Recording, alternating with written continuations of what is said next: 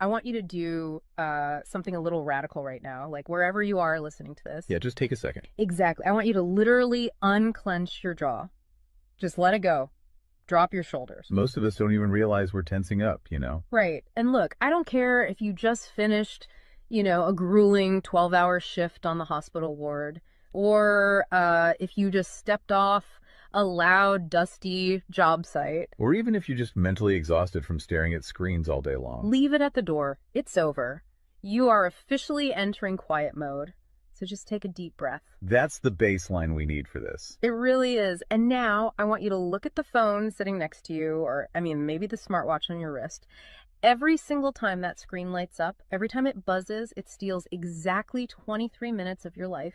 Welcome to the deep dive. It really is a staggering number to confront when you put it like that. 23 minutes Yeah. from one buzz. Yeah, because we tend to measure interruptions in like the seconds it takes to glance at a screen, right? Whoa! We completely ignore the massive cognitive debt we incur the moment we look away from our deep work. And that cognitive debt, that is exactly the central target of our mission today. Okay, let's unpack this.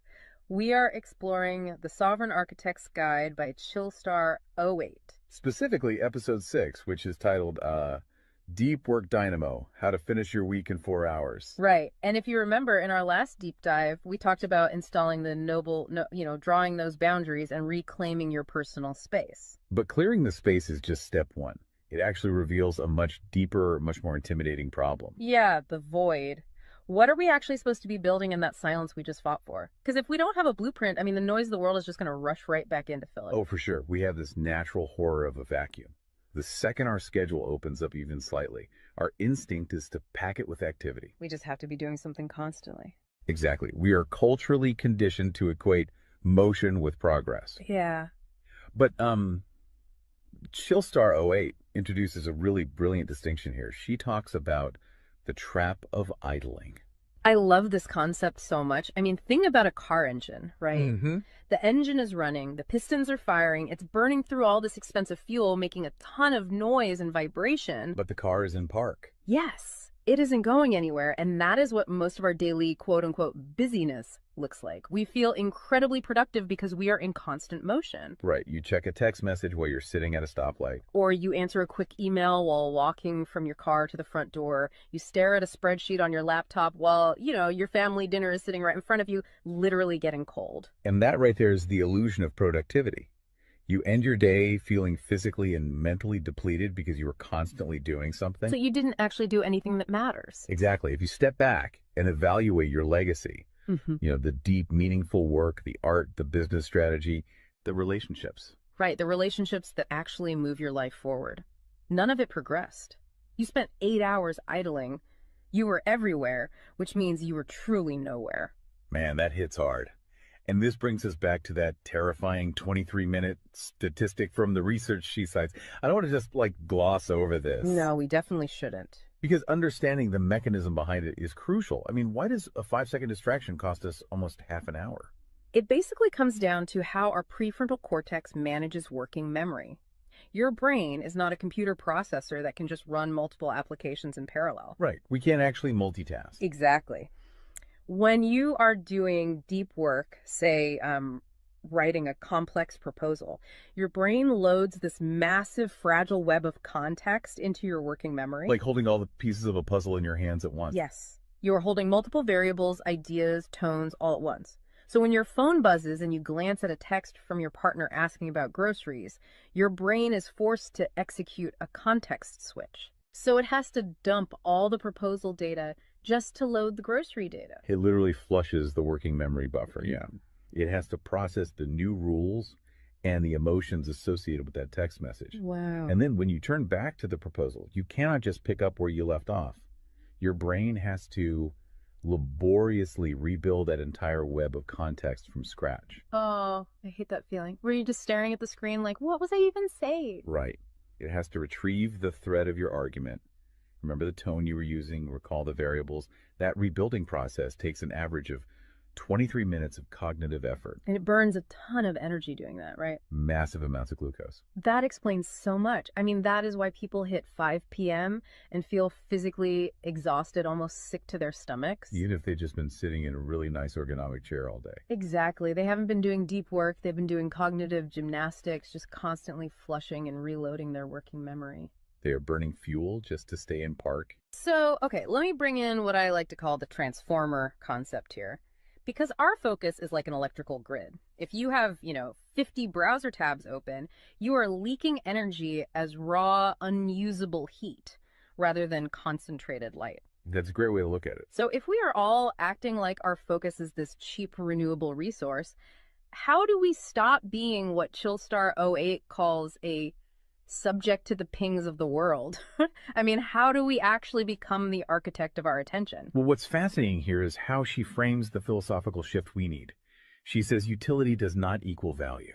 Oh, say that again. Utility does not equal value. Right. In the modern workforce, we have been completely conditioned to believe that being constantly available makes us valuable. Like if you answer a Slack message in 3 seconds, you're the hero. Exactly. You are praised as a good worker. Or if you jump on a Zoom call with like 5 minutes notice, you're a team player. But that is just utility. I mean, being highly available makes you a commodity. You're like a human router just passing information back and forth. And routers are easily replaced. True sovereignty, true value comes from being impactful. You simply cannot make a deep, lasting impact if your attention is constantly fractured by the agendas of other people. Yeah, when you operate like that human router, you are spending your finite, precious Mondays executing someone else's script. You're a subject to the pings of the world. Okay, so we know the biology of why this destroys our focus, and we understand the philosophical trap of, trying to be too available. But how do we actually fix the mechanics of our workday? We have to build the deep work dynamo. Right. So think of your attention like water pressure. If you poke 50 tiny holes in a garden hose, open browser tabs, email notifications, group chats. The water just trickles at the end. Exactly. You cannot wash a car with a trickle. You're just making the driveway wet. That's true. So the Dynamo Audit she lays out, it's about putting a high pressure nozzle on that hose. It narrows the opening to create a stream powerful enough to actually blast through the dirt. And the first step in that audit is auditing the physical environment itself. She calls it analyzing your signal-to-noise ratio. Okay, so visualize your workspace right now. She asks you to determine if it is a sanctuary or a transit hub. Let's be honest. Most of us are operating in transit hubs. A transit hub is a place of constant arrival and departure. People walking by, announcements over the loudspeaker, just a blur of motion. Yeah, and you can't build a legacy in a train station. But we need to push past the basic phones are distracting advice, right? Because our listeners already know that. Oh, absolutely. Chillstar '08's rule is much more brutal than that. She says if the phone is even sitting on your desk, even face down, it is acting as a parasite on your cognitive grid. A parasite, just by being in the room. The research supports this entirely, by the way.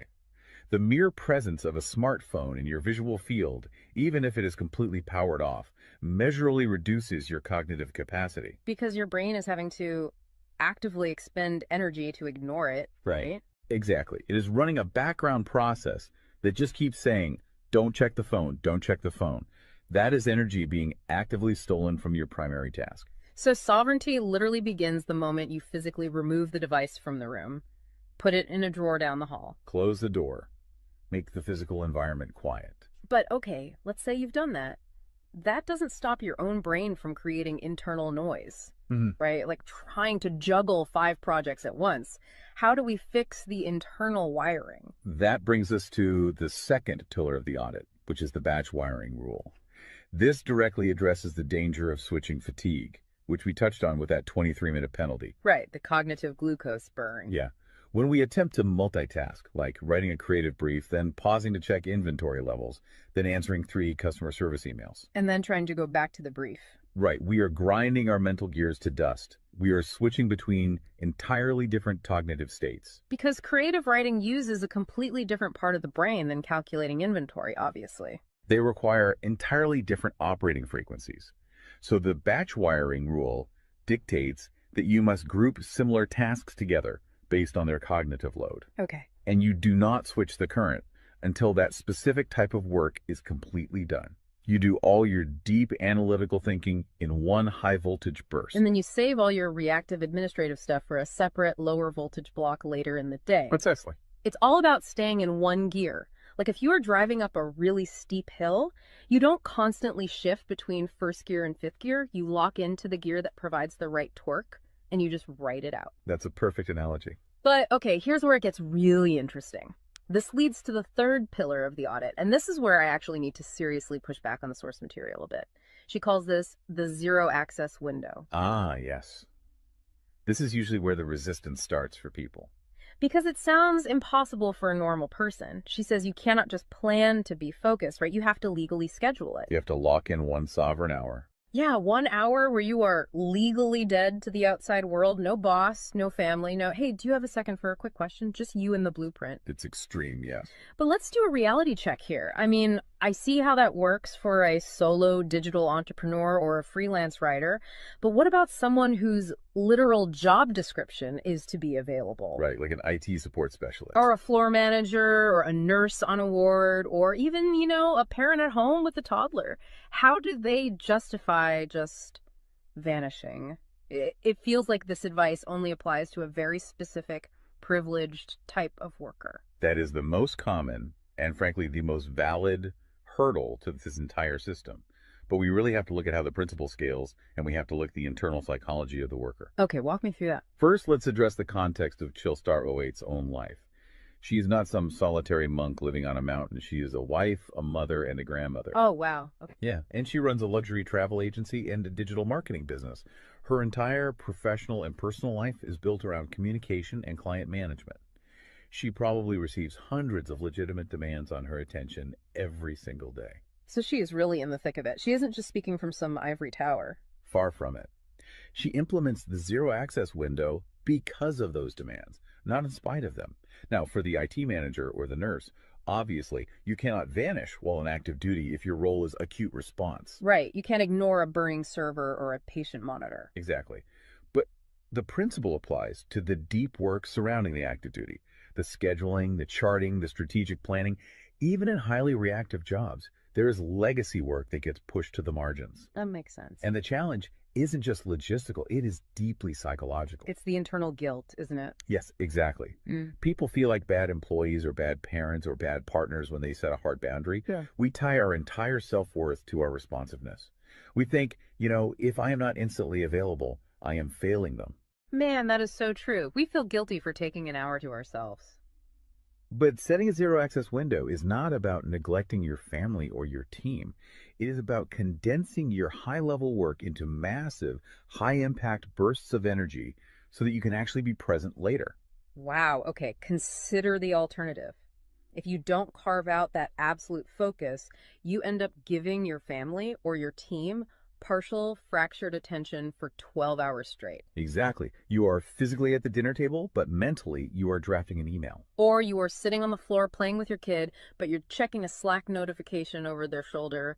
You are trading constant low quality availability for scheduled high quality presence. It is entirely about communicating boundaries to protect the quality of the time you do give people.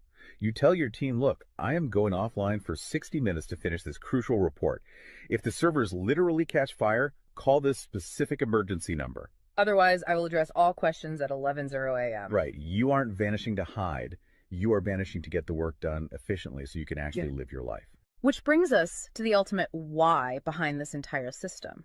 Because once you fight through that guilt, once you build this 4-hour fortress, you have to know what it is all for. It's not just about becoming a hyper-efficient robot. No, because if you use these tools just to do more of your boss's busy work or to take on 3 more stressful projects, you have entirely missed the point. You are just speeding up the treadmill. If we connect this to the bigger picture, the destination we are driving toward is a concept she calls passive magnetism. Okay, break down passive magnetism for us, because it sounds a bit abstract. Think of it as the gravity your work generates when it is undeniably good. Most people operate with active desperation. They are loudly networking, constantly posting, aggressively chasing clients or promotions. Just relying on sheer volume to get noticed. Right. Passive magnetism is the exact opposite. It is the ability to attract results, clients, wealth, legacy, or respect through the undeniable quality of your deep work. Because you actually took the time to build something substantial rather than just talking about building it. Yes, when you engage the deep work dynamo, you produce work so concentrated and so valuable that it acts as a magnet. You don't have to chase the market comes to you. And the ultimate prize of achieving that passive magnetism isn't just more work. The prize is time. Time is the ultimate currency. The dream of the sovereign architect is to finish an entire week's worth of business output in just 4 hours. You do this high voltage work often while the rest of the world is literally still hitting the snooze button. You free up the remaining hours so you can go be a traveler, so you can be a creative. So you can be a fully engaged grandparent like Chillstar 08. Exactly. She frames it beautifully in the source text. She says, we wire for silent so we can live in volume. Oh, I love that. We embrace the discipline of the quiet fortress so that our actual lives can be loud, vibrant, and fully experienced. We are finally taking control of the dial. But, making that shift from a frantic, reactive employee to a calm, sovereign creator requires a massive shift in identity. You have to tune your mind before you sit down to do the work. It is really difficult to just sit down at a desk and instantly command your brain to perform deep work, right? Especially if you've spent the last hour navigating traffic and listening to the news. You need a transition ritual to cross that threshold. And Chillstar 08 provides something for this transition called the Chillstar's Creed. It is designed to be a grounding frequency. It really centers you. Yeah, so I want you, the listener, to use this. I want you to imagine a slow, steady heartbeat in the background. Just a deep, resonant 528 hertz frequency. Just let the frequency of these words settle into your mind before you initiate your deep work. Ready? Take it in. I am grounded in peace. I am reaching for my stars. My light is my own. I am a star and I will shine bright. I will reach for the sky. I release what was. I embrace what is becoming. Using a creed like that is just such a powerful behavioral trigger. It really shifts your state. When you speak those words, even just internally, you are consciously reminding yourself that your light, your focus, your energy is your own. It does not belong to your inbox. This does not belong to the algorithm. Right. You are releasing the frantic energy of the morning and embracing the sovereign focus of the architect. So we always want to translate this high-level theory into ground-level reality for you. We don't want you to just listen to this and go right back to idling. Definitely not. Here's your 1% install. This is your micro-win to take action on this deep dive immediately. Tomorrow morning, before the world starts demanding your attention, before you check a single news site or open your email, I want you to set a timer for exactly 60 minutes. Put your phone in another room entirely. Yes, physical distance. Do not open any extra browser tabs. Pick one legacy task, just one, and flip the switch on your very first sovereign hour. And be prepared for it to feel incredibly uncomfortable at first. Your brain will crave the dopamine hit of a notification. Oh, you will feel an almost physical itch to check your messages. But if you can sit in that silence, if you can endure that initial friction, you will watch the dynamo start to spin. You will enter that flow state, and the old blueprints of hustling and grinding will be completely burned away. And look, if you want the actual templates to automate this piece, the specific tools and step-by-step guides to build the system out completely and protect your location-independent freedom, you can join the Sovereign Fortress on the Chillstar 08 school community. All the blueprints are there waiting for you. They really are. As we wrap up this deep dive, I want to leave you with one final thought to explore on your own. We have spent this entire session talking about the mechanics of work. We've talked about condensing your week's output into just 4 hours of pure, undistracted focus. But if you actually achieve that, you're going to be faced with a beautiful, kind of terrifying question. What's that? Who are you going to become in the remaining 164 hours of your week? What if your true legacy has absolutely nothing to do with what you produce while you are busy, but entirely to do with who you are when you are finally completely silent? Wow. Unclench that jaw. Drop those shoulders. Step into the quiet. Go be great and flip the switch. We'll see you on the next deep dive.